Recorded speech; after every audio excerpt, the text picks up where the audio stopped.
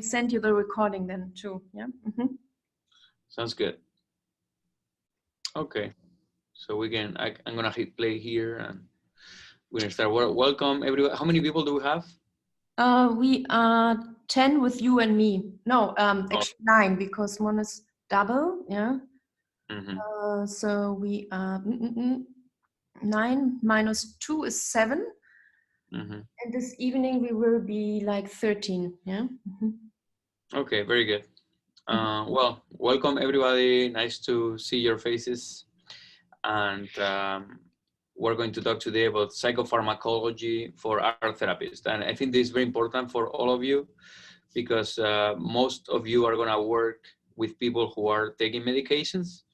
And it's important to be familiar with these medications and also their mechanism of action, their indications, but even more importantly, the side effects of these medications that is going to make an impact in the way you approach the patient. So you may have a patient that appears sedated, or you notice cognitive changes, or you noticed some of the symptoms. You may not only be able to be aware of it so that you can work with the patient for the art therapy session, but also you may be able to report to the clinician or the psychiatrist about these side effects that you are noticing with the patient.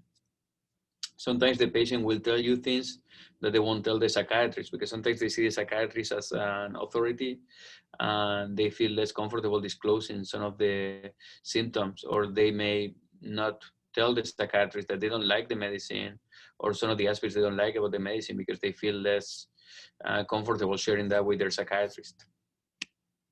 So usually psychopharmacological medications or drugs are divided between antidepressants, antipsychotics, mood stabilizers, and anxiolytics. These names are fair and unfair because these are the marketing names. So these marketing names, so these medicines were marketed based on the first indication, and the first indication was usually based on the data. When they did the clinical trials, they found data that it was helpful for depression, so then they call it antidepressant. And it was much easier to market this medicine as antidepressants. But the fact that they are called antidepressants, for example, the SSRIs that are called antidepressants, like Prozac, like medicines, are called antidepressants, but that doesn't mean that they are indicated in depression only.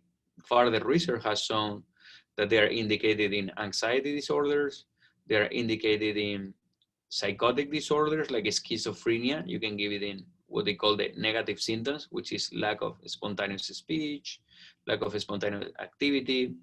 You can indicate them also in bipolar disorder, particularly for the depressive symptoms of disorder. You can indicate it in, for example, eating disorder, like antidepressants can be indicated in eating disorder, in bulimia for impulsivity of eating, and also in anorexia has been shown to decrease the relapse. Antidepressants also are indicated in obsessive compulsive disorder, and they are the main line treatment for obsessive compulsive disorder. So these are medicines that are virtually indicated in all psychiatric disorders. So when you call it antidepressants, it's very misleading because it was marketed as antidepressant, but now it's indicated pretty much in every psychiatric disorder. The antipsychotics is the same thing. So it was first indicated in schizophrenia, and these medicines were used for the treatment of schizophrenia, and the clinical trials showed that they were helpful for schizophrenia, but now we use them for bipolar disorder, for mood stabilization. We use it in depression, especially in treatment-resistant depression. We use them in combination with antidepressants, or in people who have depression with psychosis, which is something that you may see as well. We use them in eating disorders, for example, as well, in people with anorexia.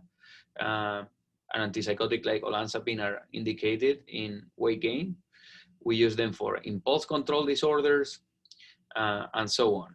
We use them even for sleep. Sometimes people take them for sleep.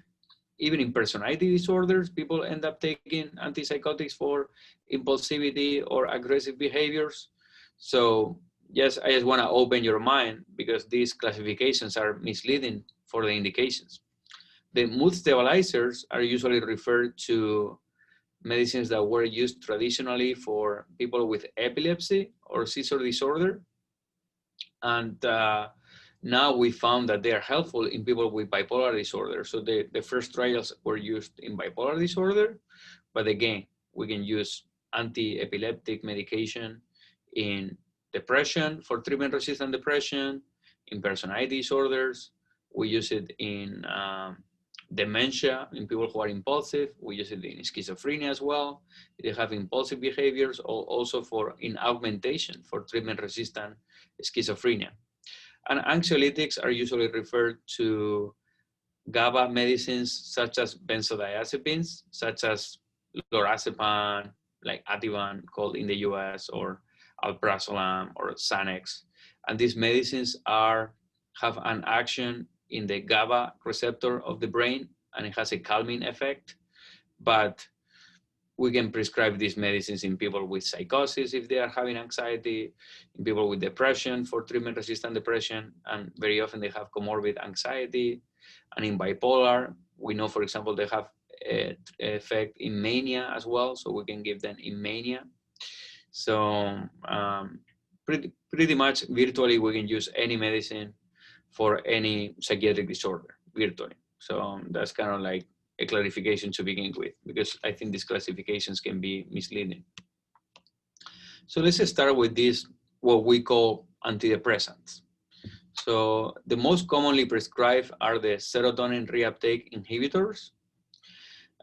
What they do is they block the reuptake of serotonin in the brain. So when you have the synapses between the neurons, when they communicate the neurons, they communicate electrically, they send a signal and they go to the terminal of the neuron, that is the dendrite, and there is a synapse with another dendrite of another neuron, and there is a synaptic cleft, which is this area where they release, through this electrical activity, they release neurotransmitters, which is this chemical in the brain.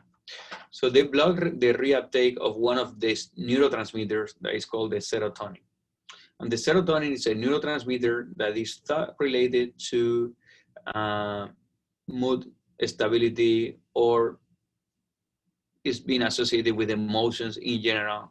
But what we know so far is that inhibiting the reuptake and making more serotonin available at the synaptic cleft in the neurons, in the CNS, in the central nervous system, it improves mental health. It doesn't improve depression only. It improves anxiety. It may improve psychosis. So it improves mental health overall. So it has a positive impact in mental health. The most commonly prescribed SSRIs, serotonin reuptake inhibitors, are fluoxetine.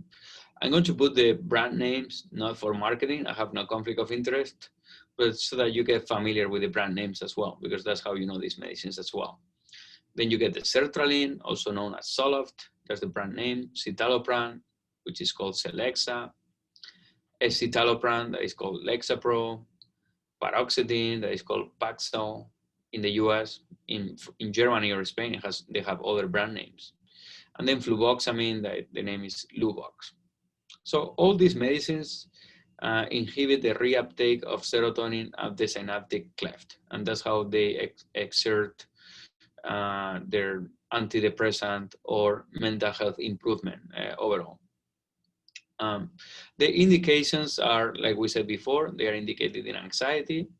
Usually for anxiety, they want higher doses as compared to depression. It's indicated in depression, it's indicated in panic disorder, it's indicated in bipolar for the depression aspect as well at lower doses in bipolar.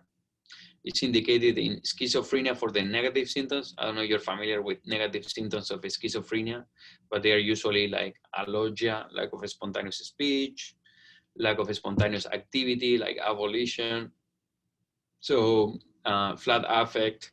So it may improve negative symptoms in schizophrenia as well. But they are indicated in many other things, like I said, eating disorders, obsessive compulsive disorder, impulsivity in personality disorders, like borderline personality disorder or antisocial personality disorder. It's indicated also in impulse control disorder overall, such as trichotillomania, for example, that you have patients that they are pulling their hair, or people with other associated obsessive compulsive disorders, like pathological gambling, etc. So it has a wide variety of indications. The most common side effects are gastrointestinal side effects, named as nausea or diarrhea, sometimes even vomiting, and this is the main reason for discontinuation of these medicines. Headaches are also a very common side effects, and these symptoms tend to go away. So these gastrointestinal side effects and headaches, they tend to remit after 2 weeks of treatment or so, 2-3 weeks of treatment. So it's normally you tell the patient, don't worry, it may go away, and they tend to go away. If it doesn't go away, then you can switch to another medication or consider discontinuation of the medicine if the patient is no longer having psychiatric symptoms. In children and adolescents, there is a black box warning that associates this medicine with an increased risk for suicidal ideation, not for complete suicide, not for suicidal attempts, but for suicidal ideation. This was statistically significant in research. We still don't understand why this happens. The theory is that it may cause activation, general activation of your body and your brain, as may has been associated with that. Or other people argue that those studies were misleading and they were not appropriately done. And when you do further analysis, you don't find this statistical suicidal ideation. But so far it was found in children and adolescents. It was not found in adults. They put the black box warning. Some people argue now that the black box warning should be removed because there is not enough data to support that they increase suicidal ideation. But because there is a black box warning, you have to tell the patients about this black box warning because it's there. And so far it hasn't been removed. So these are the major side effects of these medications. Sometimes when people take these medicines with painkillers, especially opioids, or anti-nausea medication that is serotonergic as well, or other pain or nausea medication, or even psychedelics that are serotonergic, or even some antipsychotics that are serotonergic, like olanzapine, you had to be aware of a possibility of one syndrome called the serotonergic syndrome. That is a toxic syndrome in which people get very anxious, agitated, and they get confused in the state of delirium, like cognitive changes. They can get also myoclonus, which is like a movement abnormality when you are examining the patient. But generally speaking, if you get confused and agitated and confused on these medications, this could be a sign of serotonin syndrome, and people have to be. What they can do is also inhibit the reuptake of another antidepressant called another neurotransmitter called norepinephrine. So they make more available at the synaptic cleft serotonin and norepinephrine. And that has been associated with improvement of depression. One could think, well, there might be more effective in depression if they inhibit two neurotransmitters that we know may improve mental health. But so far, comparative studies have not shown a better impact in depression of these serotonin and norepinephrine reuptake inhibitors. Some people argue they are still more effective and we should go for that, especially for duloxetine. Duloxetine has been shown in some studies to work faster as compared to any other antidepressants. But so far we don't have clear evidence that SNRIs, as they are called, serotonin and norepinephrine reuptake inhibitors, are more powerful or more effective than the others.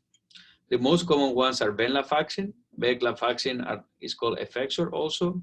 At lower doses, it behaves exactly like an SSRI, but at higher doses is an SNRI. So it increases the levels of serotonin and norepinephrine. And then duloxetine is more noradrenergic. So even at low doses, it increases the norepinephrine and the serotonin as well. Because of that, these medicines are also indicated in pain as well, because we know that peripheral release of norepinephrine helps pain. That's why we use medicines like Neurontin, for example, gabapentin.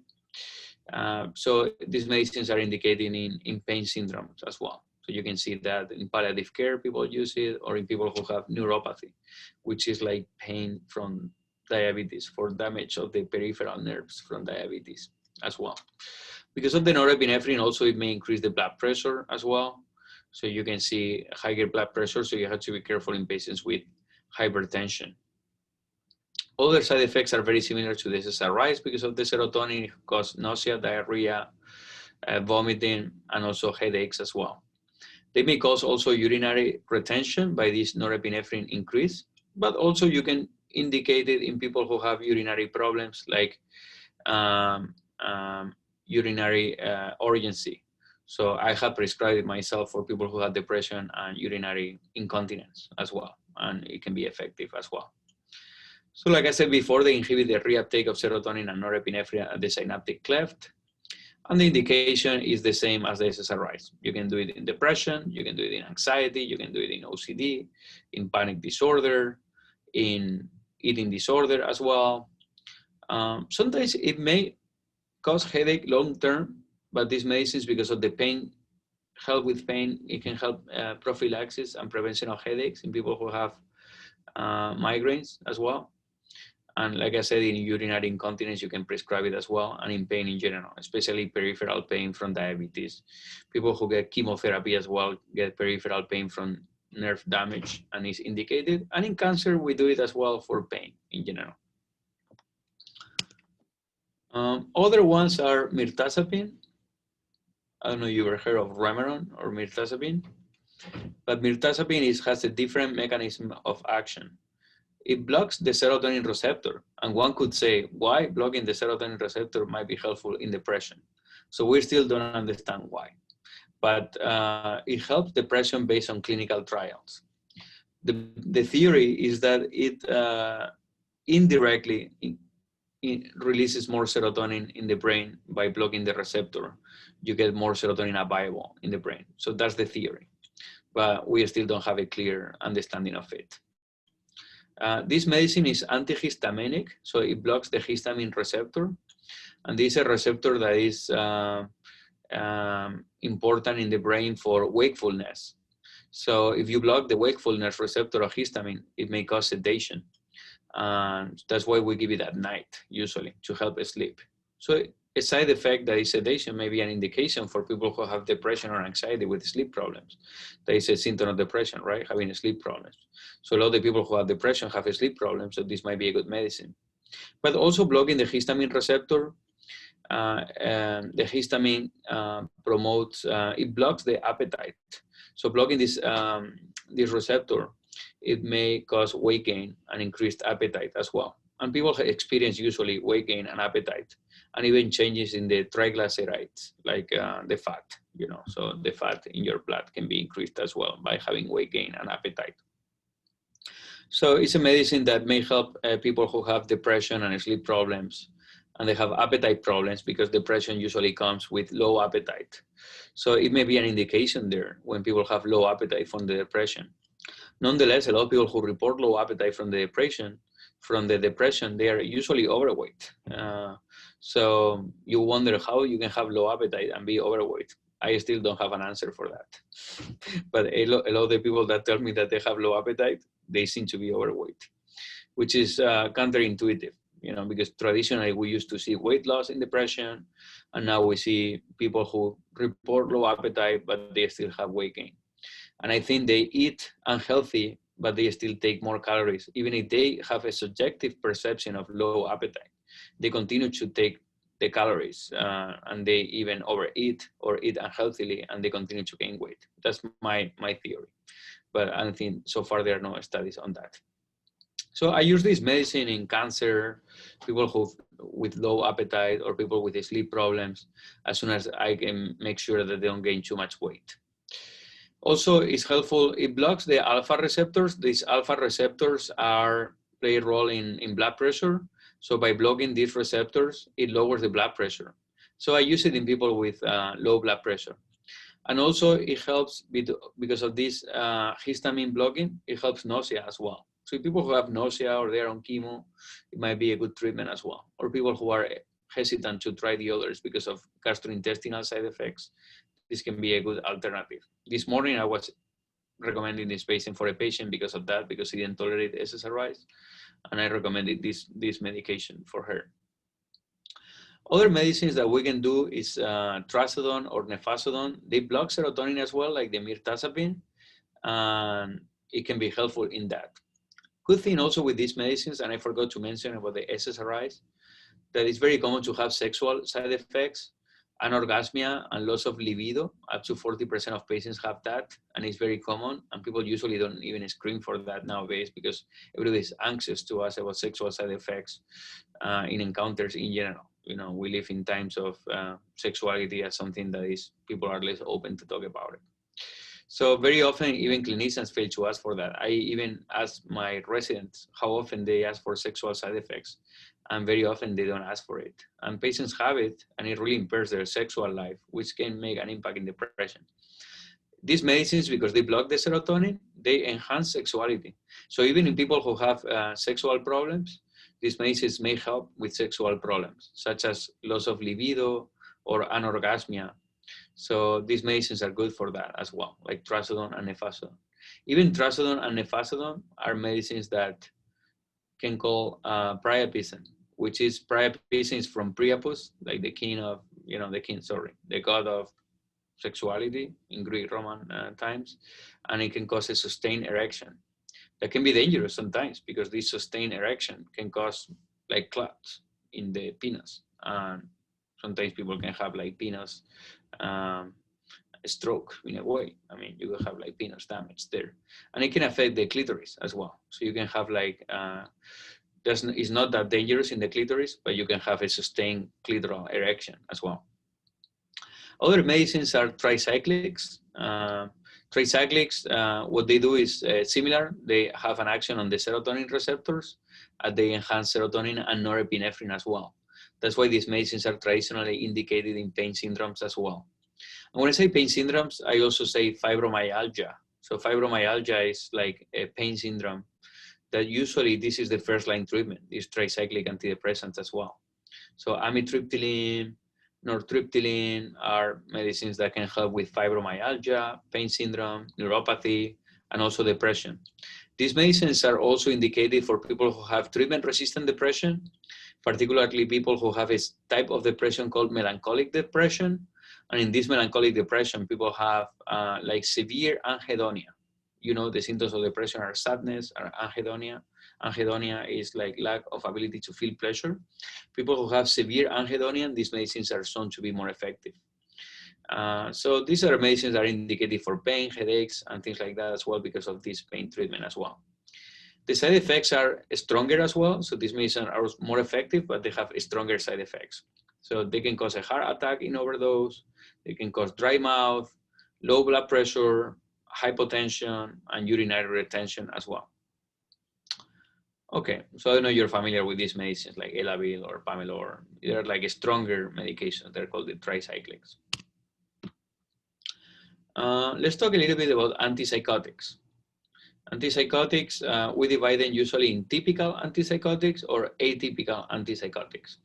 The word typical or atypical is also misleading, but that's how it's still classified nowadays. And typical means because they cause the typical side effects, and the typical side effects of these medicines were called the extrapyramidal signs. Have you heard of extrapyramidal symptoms or extrapyramidal signs?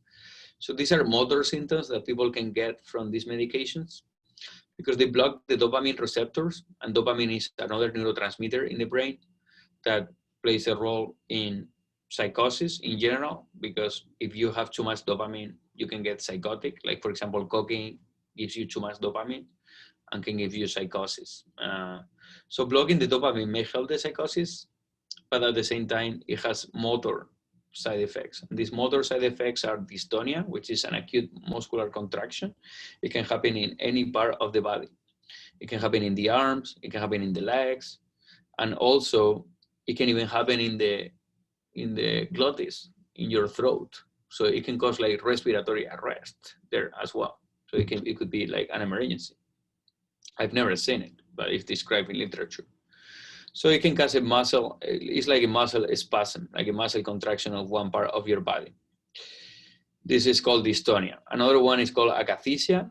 Akathisia is subjective and objective inner feeling of restlessness. So people are just moving all the time. They feel they have to be pacing all the time. It can cause Parkinsonism, which is like Parkinson's disease in a way. So it's rigidity. So you notice like muscle rigidity. Usually, this is usually a higher doses, but these symptoms are the most common motor side effects from these medications. And also tardive dyskinesia, which is like a involuntary movement abnormality. And this can happen after years of taking the medication. And it's like lip smacking, like people are like, you may see things like that on YouTube, like, I don't know. They do things like that, and it may happen in the arm as well. So this tardive dyskinesia is a long-term side effect. Dystonia is a short-term side effect. Akathisia and Parkinsonism are intermediate time side effects. Tardive dyskinesia is a long-term side effect. And these are the most common side effects, motor side effects of these medications. And that's why they were the typical side effects, because before we used to see them a lot, but now people are using lower doses. People take these medications for shorter period of times, so we don't see them that often. But in the 70s or 80s, it was very common to see these side effects. And I still see them sometimes in people who were diagnosed many years ago. They've been taking these medications for long term. So those are the typical side effects, and they were thought to be caused by these medicines. But now what they are called the atypical, which is things like olanzapine or aripiprazole, like Abilify, Zyprexa. These medicines now we know they cause these side effects as well. So both typical and atypical cause typical side effects, and also what they were called the atypical side effects that were weight gain and metabolic syndrome and hypertension and high cholesterol. We see them in these ones too. So that's why I say this classification is misleading, because both subgroups of medication cause typical and atypical side effects. What is true about this classification is because the typical side effects are more common in typical antipsychotics, and the atypical side effects are more common in atypical antipsychotics. Okay, so before we go to atypicals, let's continue with these ones. Other side effects are sedation and hypotension, because they block, like we said earlier, the alpha receptors, similar to the mirtazapine, and they block the histamine receptor as well. So they can cause also weight gain, like the atypical as well. So all psychiatric drugs can cause that in a way. They block the dopamine receptor, and by blocking the dopamine receptor in the brain is how they alleviate the psychotic symptoms. We said before, substances like cocaine or amphetamines, even like Adderall, they stimulate the dopamine and they may cause psychosis. Also, they give you pleasure. All the pleasure is provoked by dopamine. So even an orgasm and liking the food or drinking a glass of wine or having fun with friends can release dopamine in the brain and feel pleasure. So this is the pleasure neurotransmitter of the brain. But excessive dopamine can cause psychosis as well. And blocking the dopamine,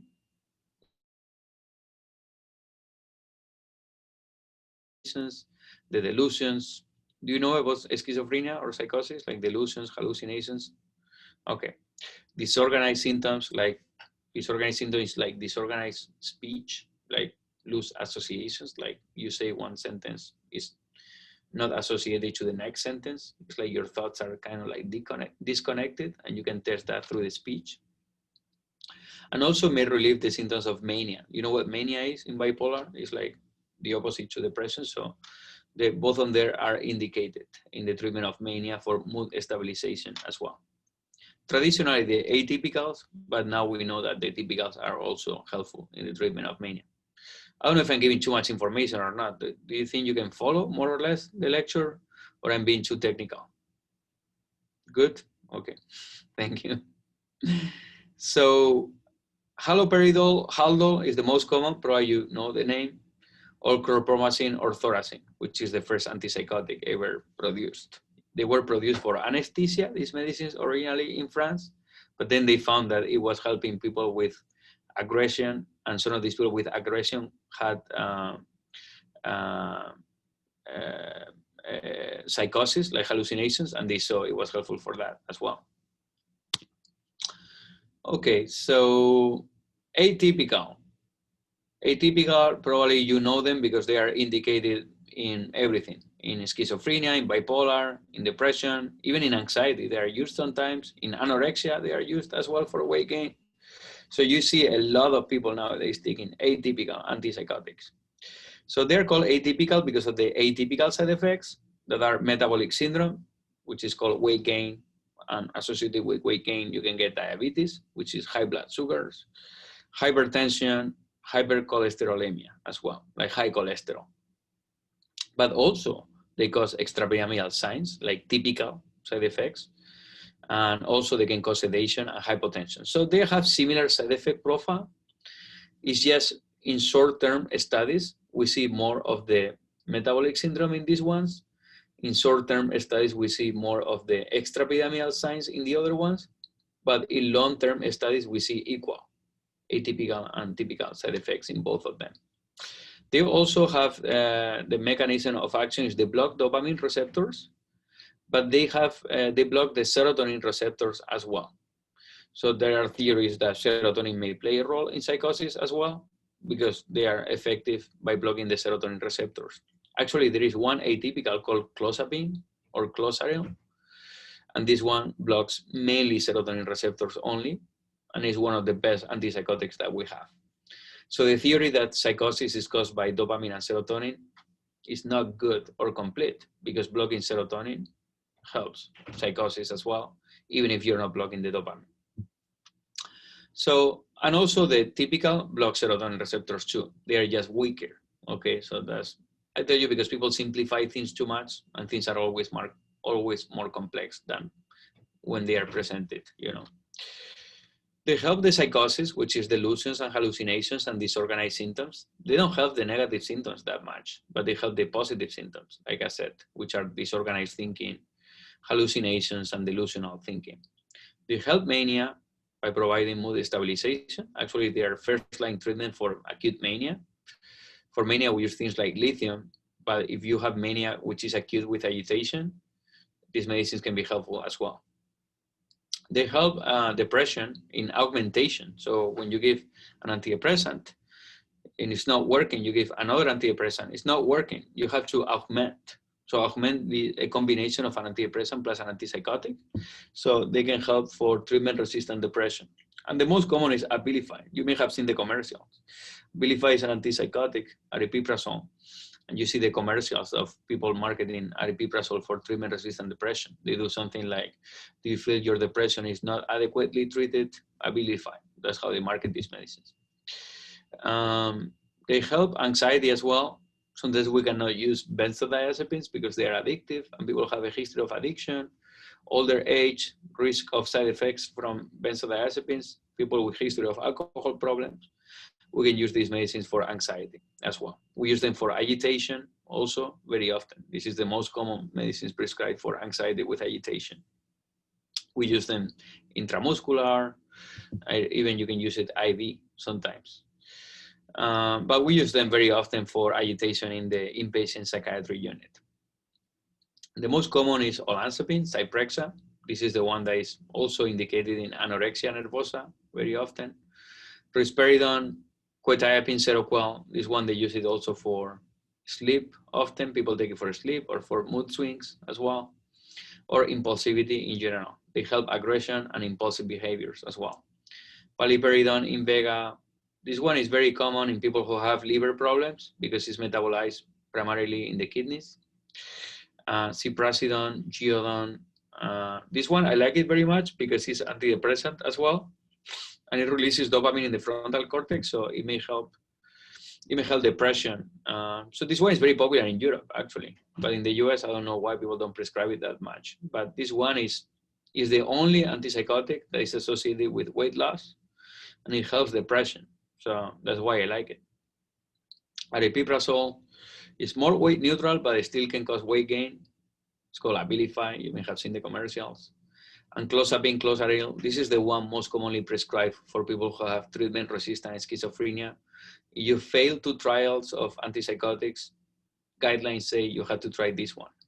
But this one has a lot of side effects. That's why people try to avoid it, because it has other serious side effects, such as lack of it's called neutropenia or agranulocytosis, which is like lack of white blood cells that can cause, can make you prone to an infection.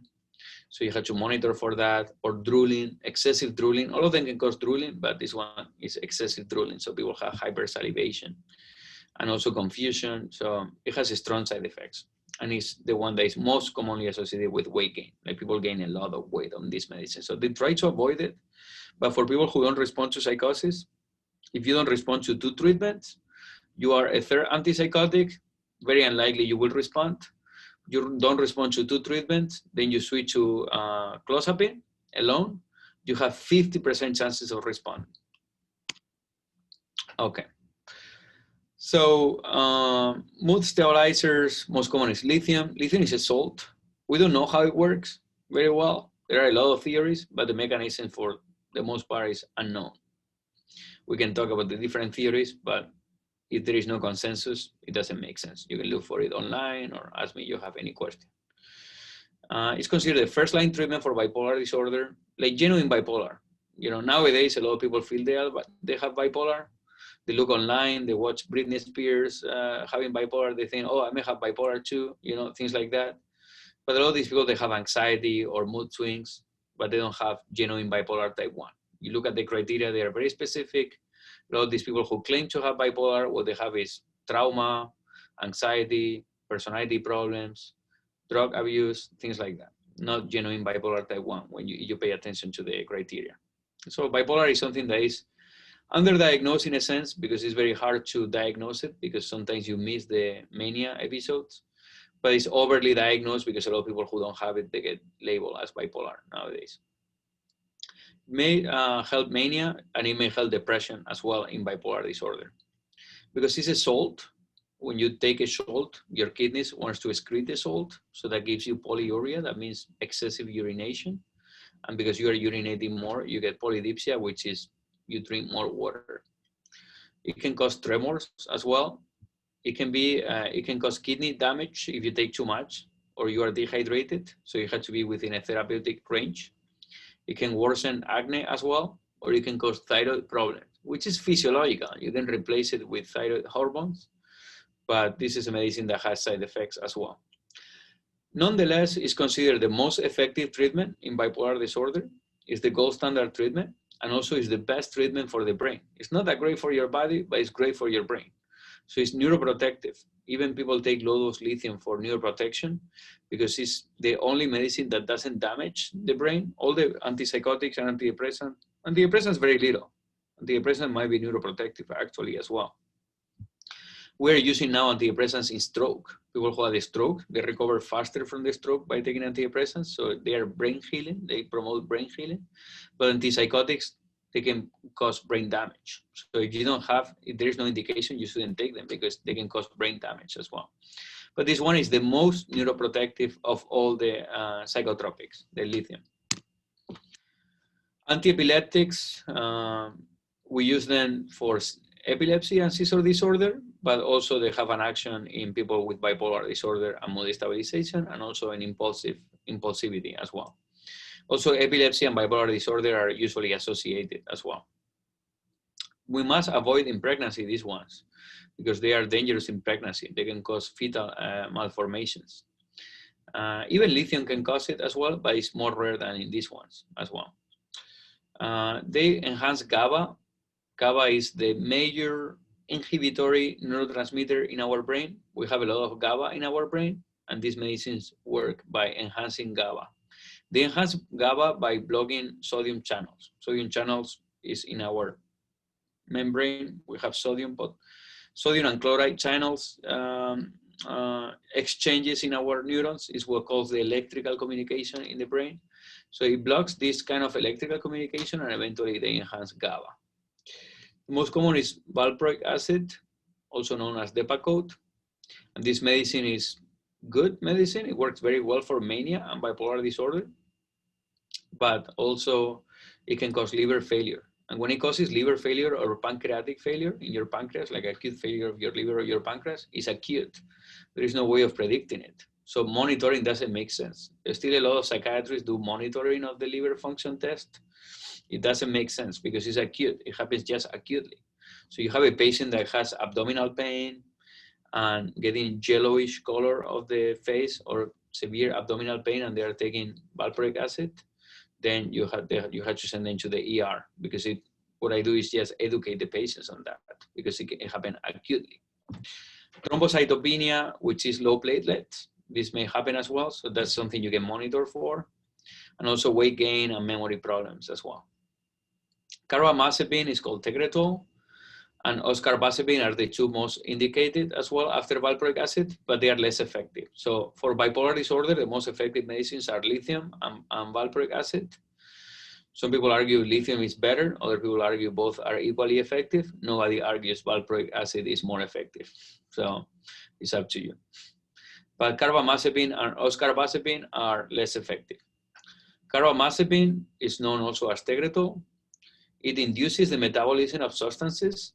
So what means is it decreases the level of other substances you may be taking.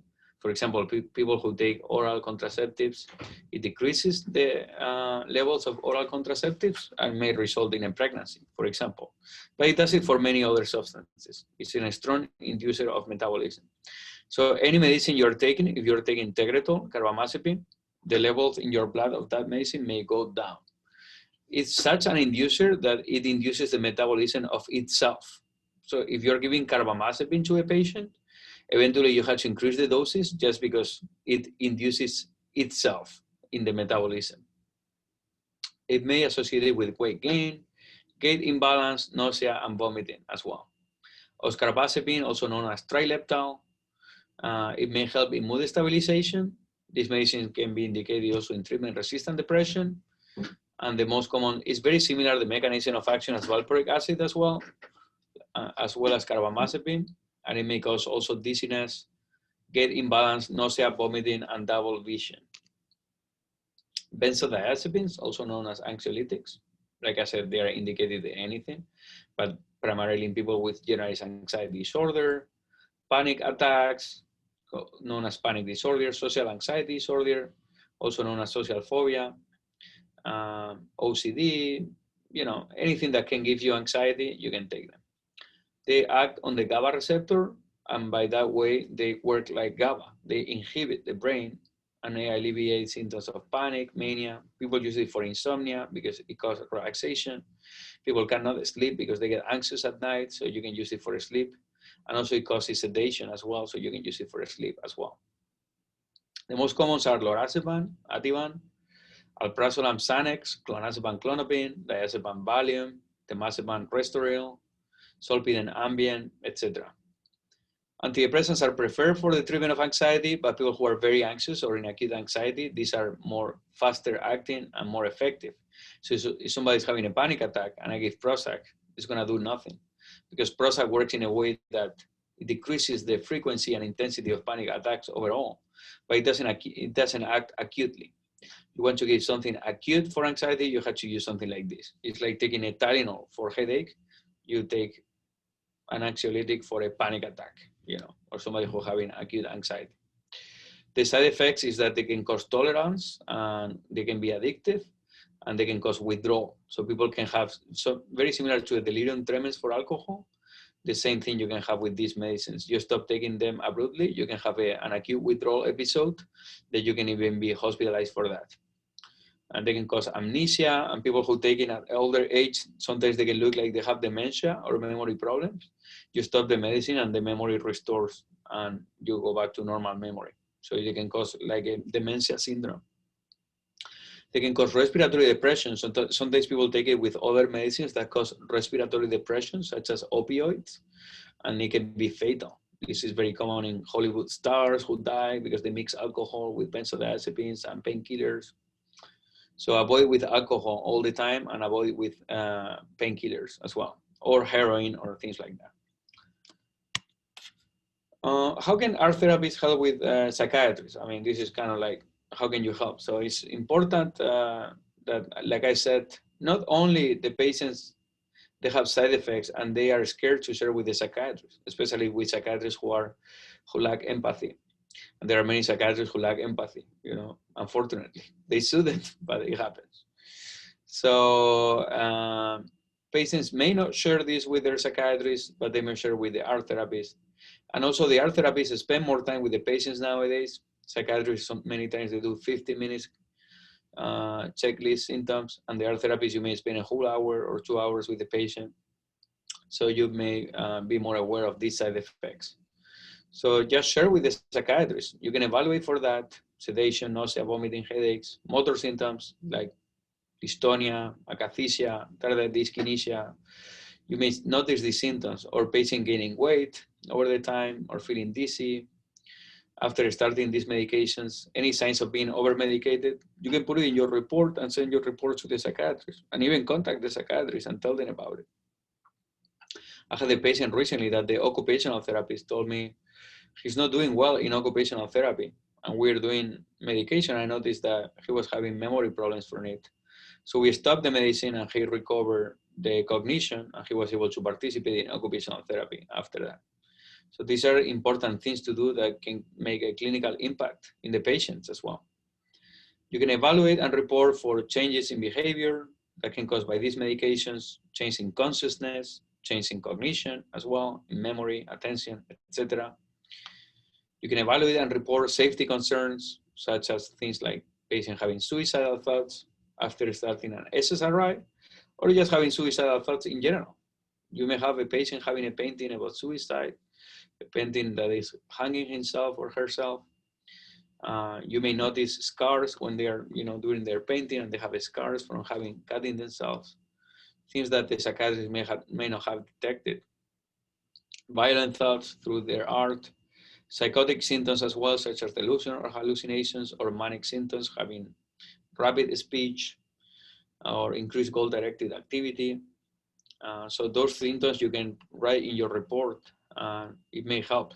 Many times I learn about the patient's symptoms because the patients tend to hide symptoms with psychiatrists. They feel that they want to fake good in front of the psychiatrist. They want to look better for the psychiatrist.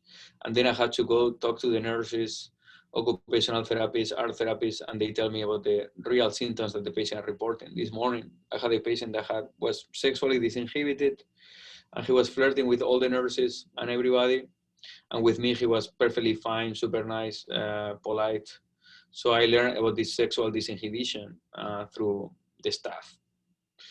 So it's very important, and it can be very helpful for psychiatrists or for all the providers in general. You can evaluate changes in performance. The patient is underperforming, used to be very skilled when doing the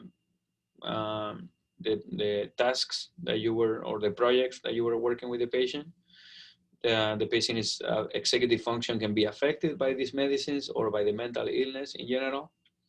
So any change in performance, don't hesitate to report as well, so that we can make a plan together. Okay, so these are I think all the things I wanted to talk about. I don't know how we're doing. Okay, that was like a good hour. So we have time now for questions. This is my email. Feel free to email me with any question that you may have. This is the Journal of Humanistic Psychiatry.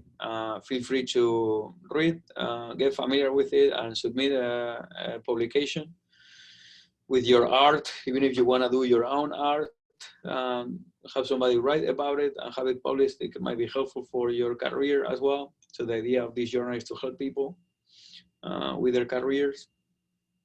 So yeah, I think I run out of saliva at this point. I mean, clozapine for drooling, hypersalivation.